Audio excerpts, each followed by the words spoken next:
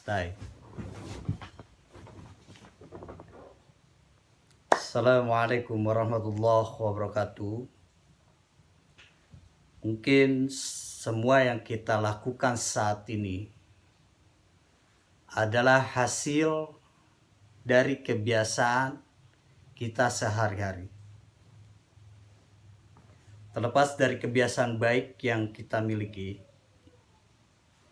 terkadang kita lebih cenderung banyak khawatir dengan kebiasaan buruk tersebut yang menimpa di diri kita sendiri. Ingin rasanya merubah kebiasaan lama menjadi kebiasaan yang lebih baik.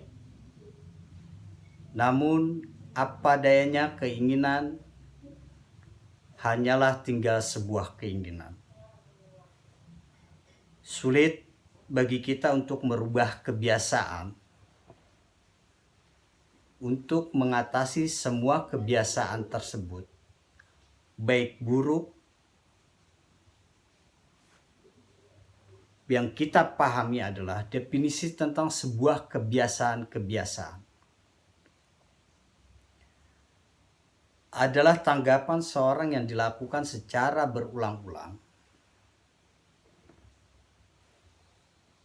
Ingat ya, secara berulang-ulang.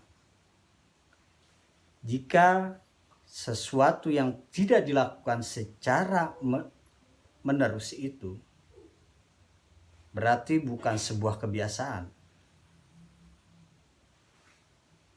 melainkan sebuah tindakan.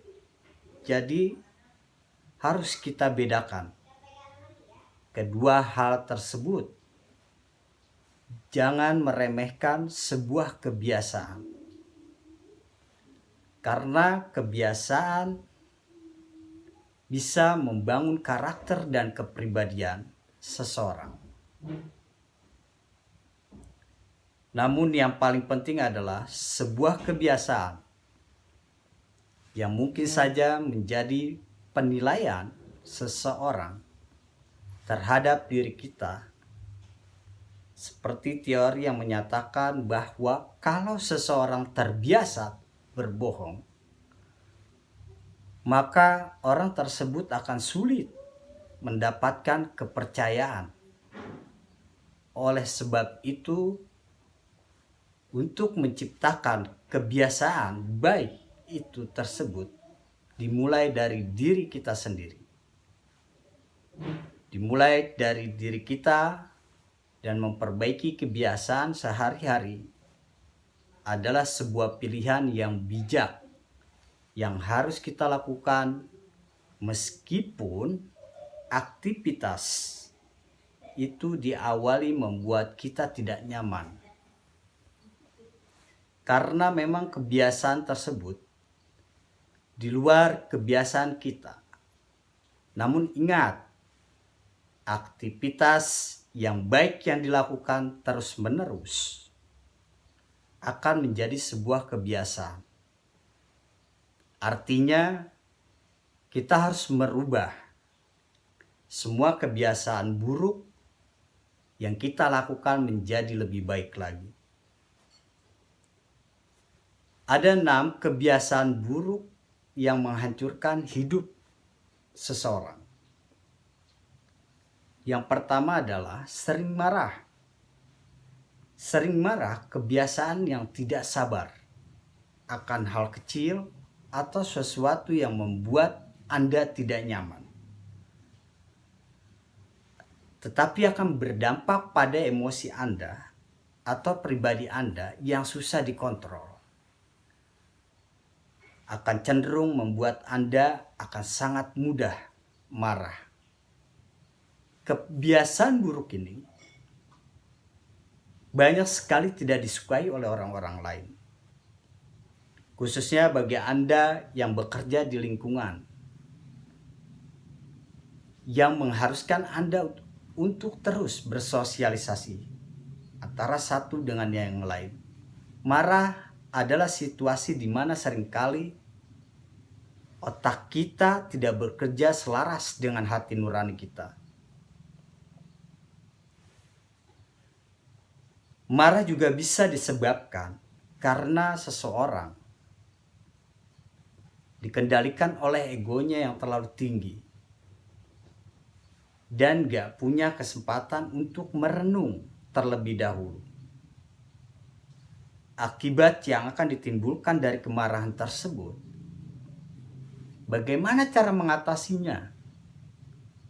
Diam dan menenangkan diri. Diam dan menenangkan diri akan memberi kita kesempatan untuk merenungkan kembali tindakan apa yang tepat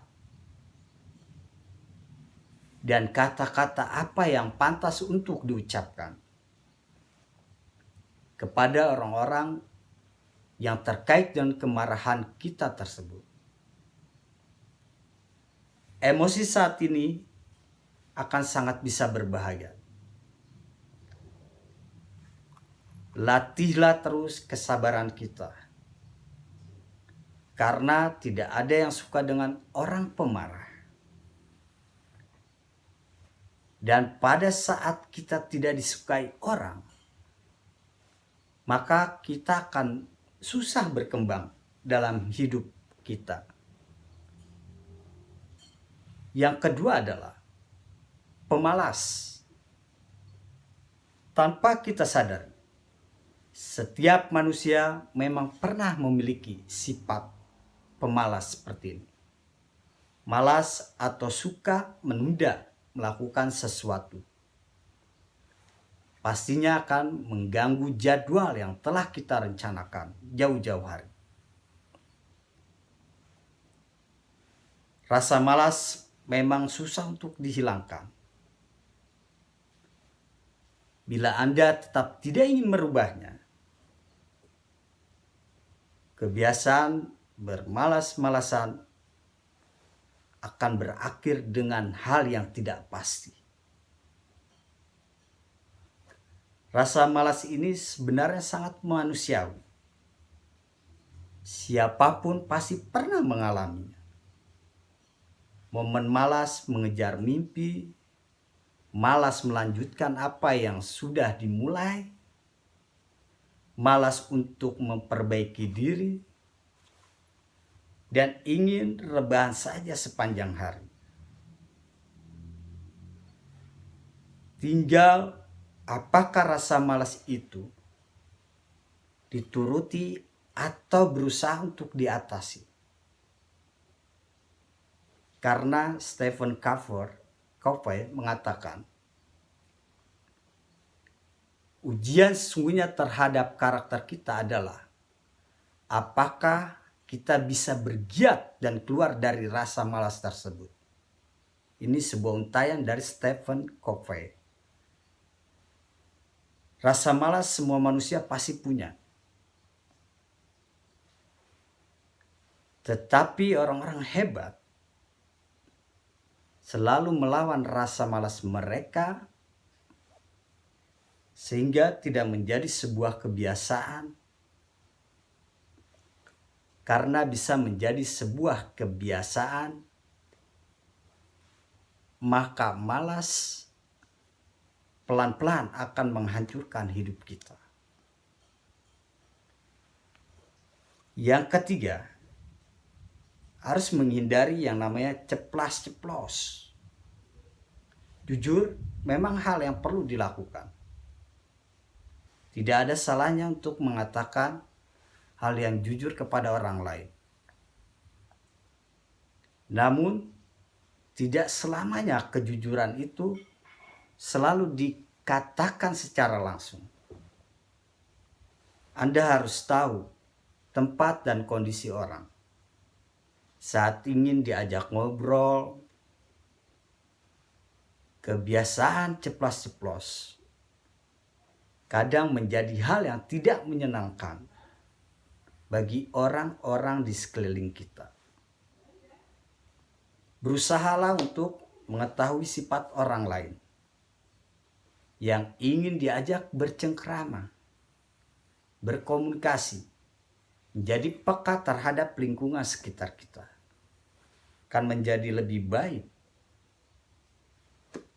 tentunya. Kata-kata yang keluar dari mulut kita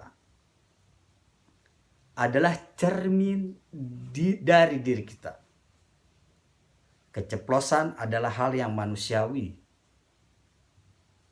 Tetapi ceplas-ceplos adalah sesuatu yang bisa merusak, maksud saya, hidup kita.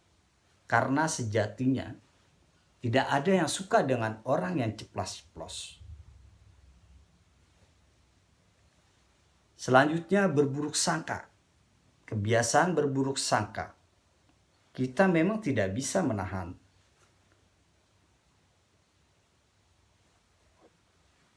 Walaupun itu pikiran buruk sangka sekalipun.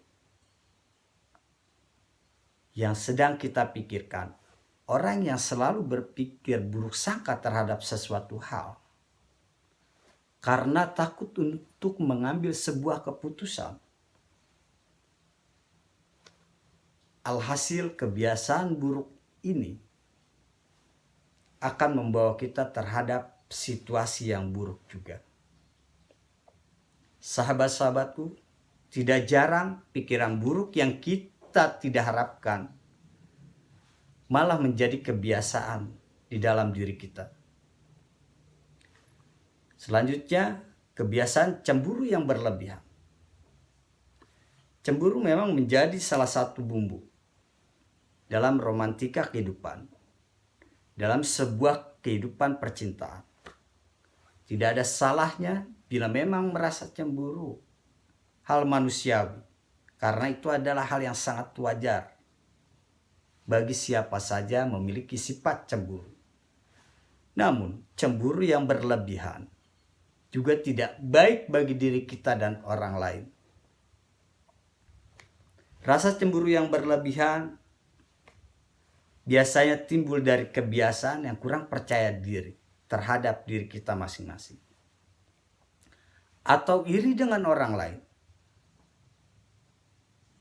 Selanjutnya, menyalahkan diri sendiri. Kebiasaan menyalahkan diri sendiri, perasaan ini sering kali melanda saat kita putus cinta atau mungkin sedang bertengkar di antara satu sama yang lain.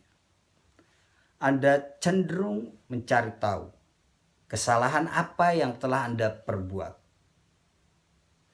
Namun, menyalahkan diri sendiri juga tidak baik bagi diri kita.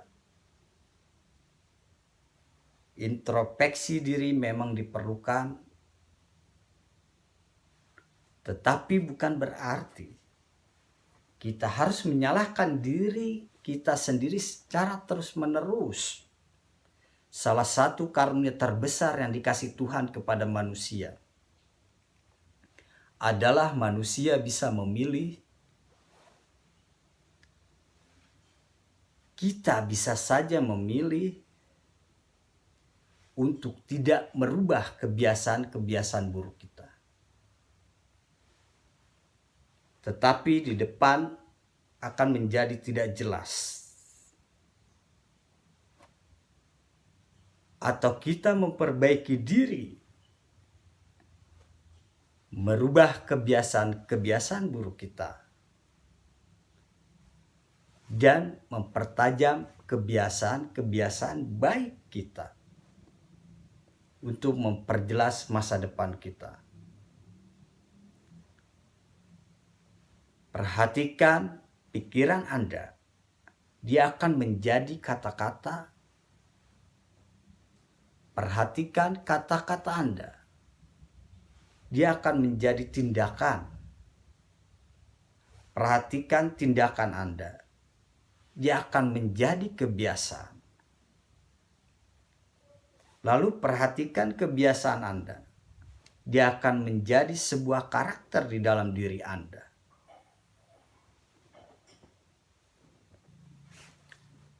Demikian ulasan video yang singkat ini, semoga bermanfaat dan bermakna untuk kita semua. Yaitu hati-hati dalam 6 kebiasaan menghancurkan diri kita. Kurangnya mohon maaf. Wallahu muwaffiq ila aqwamit thoriq. Wassalamualaikum warahmatullahi wabarakatuh.